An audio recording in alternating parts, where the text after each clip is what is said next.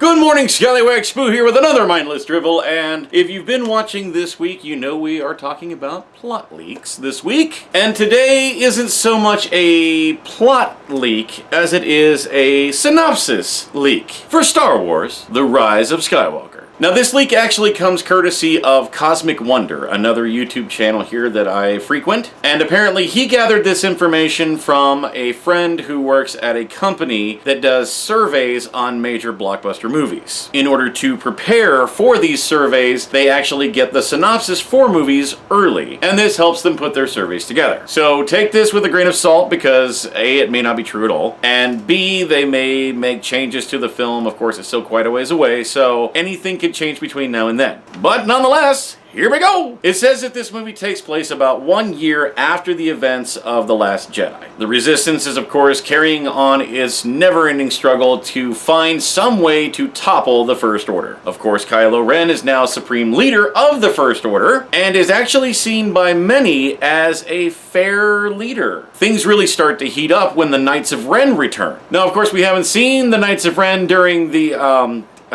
totally went blank on what episode 7 was called. Now, of course, we haven't seen the Knights of Ren during The Force Awakens or during The Last Jedi, and apparently why is because Kylo Ren had sent them off on a mission. A mission to find an important dark side, yeah. A mission to find a very important dark side artifact. And what this breakdown says is that the artifact is the complete armor of Darth Vader. Now, this is actually going to tie into something a little bit later. It may not be the complete armor. It may, he already has the melted helmet, so this may be just a piece of the armor, or it may be a full setup of armor, or it could be something entirely different, and we will get back to that here momentarily. Meanwhile, the Resistance is kind of preparing to set out on a last-ditch effort to take down the First Order. Now, of course, at the end of The Last Jedi, the Resistance was compiled of about, 20, 30 people from what it looked like. And from the way this sounds, it's almost as if the Resistance is kind of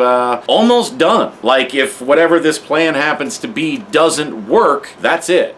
I could be completely wrong there, but that's just kind of the way that it reads. Poe Dameron is actually now in charge of the Resistance, while everyone else is kind of off doing other things. Finn and Rose have become the new commanders for Poe, and are actually in hiding, traveling from planet to planet to planet, basically just to kind of lay low and maybe, pick up any kind of help that they can get along the way. There was a supposed leaked scene that came out quite a while ago, about a year ago, I want to say, where we will actually see a dinner scene with Finn and Rose, and I forget who else was involved with this, having dinner with a Hutt, as they've apparently approached the Hutt cartel for help against the First Order. If that scene is true, it actually would kind of tie into what Leia has been up to. I don't know how much Leia is going to be in this movie due to the death of Carrie Fisher, but we do know that she is not only in the movie, but that they used unused footage of her from the last 2 movies, as well as, I guess, minimal scenes that were shot before she passed away to finish out her role in this. And she is basically traveling through the Outer Rim, looking for new allies, or at the very least, try to contact the allies that weren't answering the Resistance at the end of The Last Jedi. And while I love that she's going to still be in the movie and play some kind of a part, I very, very much fear a couple of things. One, I hope that her role doesn't feel forced. If they have her off on these kind of recruitment missions in the Outer Rim, it feels like she's going to either not have any face time with any of our other cast members, or very little. Secondly, I desperately hope that they don't kill her off. They already killed Han, they killed Luke. Carrie Fisher died in real life. Killing Leia would just be totally disrespectful, and just please, Disney, don't do that. I mean, it's awesome that Lando is back in this one, and this plot leak, or this synopsis leak, doesn't say anything about Lando, but at least some of our original cast needs to survive this thing. I mean, Chewie, of course, obviously. I mean, Chewie lives forever, but the people need to survive this thing. Don't kill everybody off, and especially don't kill Leia off, because that just wouldn't be cool. And if they kill her off screen, I swear I will get up and rage walk out of the theater. Okay, let's see. Rage Walk, there we are. Now we know that Kylo Ren is the ultimate Darth Vader fanboy, but this quest to find this completed armor was obviously important enough for the Knights of Ren to be completely absent from the last 2 movies. So if you're in a galactic war that has heated up to the point that they've destroyed your planet-sized weapon and Supreme Leader Snoke is dead, granted that was at the hands of Kylo Ren and not the Resistance, but anyway, what does he gain from having this thing? In The Force Awakens, we saw that he kind of talks to the helmet and, you know, asked it for guidance and things like that. Does he feel like if he gets the full suit that he will actually be able to commune with Darth Vader, or that he will somehow gain power from having it in his possession? So while all of this is going on, the forced spirit of Palpatine returns. We actually learn that he has been pulling the strings all along. And what ends up happening with Palpatine is actually pretty cool if this is what it truly is. It actually harkens back to some of the Legends books and comic books and things like that. Because it says that Palpatine actually inhabits the body of a willing acolyte of Kylo Ren's. And if I had to guess here, I would say that this is Matt Smith's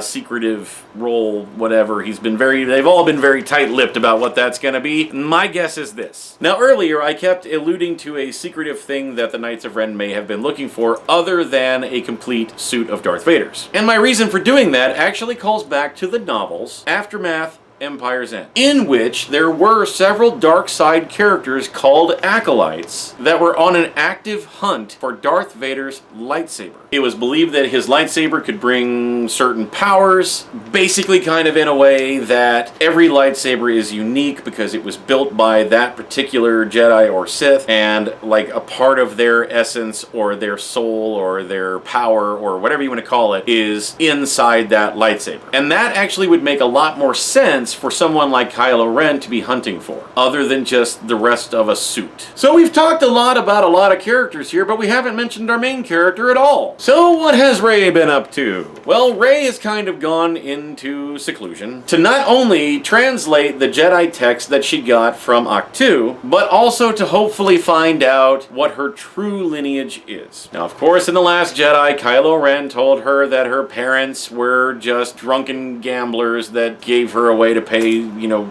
for another night of drinking. But let's face it, that's a Rian Johnson problem, and we don't need to talk about that. And not only have the fans not been happy with that explanation, but J.J. Abrams himself said that he wasn't happy with that explanation. He's actually gone on record saying that he actually had a definitive plan for what Rey's lineage was, and was upset that that idea was completely ignored. So it's been generally accepted that that would be retconned in this movie, and that we would find out who Rey really is and where she comes from. Palpatine, if he's pulling the strings from behind the scenes this whole time, somehow created Rey the same way that he created Anakin.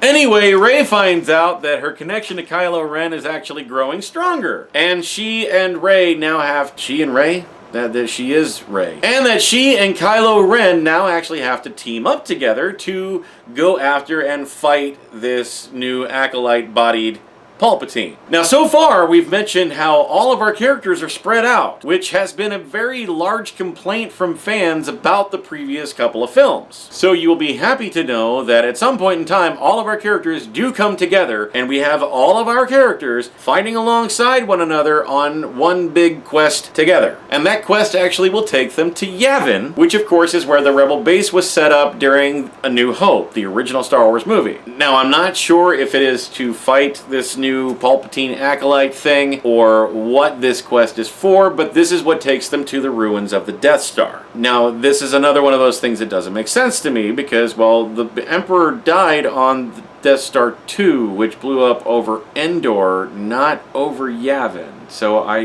why are they going to that Death Star? Who knows? And this is where our final battle will take place. And of course, the synopsis explains that it is a grand and epic final battle. I mean, of course, it could just be, you know, a lightsaber duel between two people and they'd call it grand and epic. But if this is your last movie, you gotta go big. I mean, we're talking, look at Return of the Jedi. You had giant battle happening on the planet's surface. You had absolutely freaking massive space battle happening. And you had the more intimate conflict between your two main characters. We really haven't seen a lot of epic space battles since this new trilogy kicked up. So I'm desperately hoping that that is one thing that they will rectify in this movie. I'm thinking something the size of the beginning of Revenge of the Sith, except it doesn't suck. And in the end, that this will kind of tie up all the loose ends and put a nice little bow on the Skywalker story. So what do you think? Anything you want to see from this movie, or anything from that little synopsis that you don't care for, or that you're truly excited about, or, you know, whatever? Feel like just saying hi. Drop it down in the comments below. Continue to comment, like, share, and most importantly, subscribe.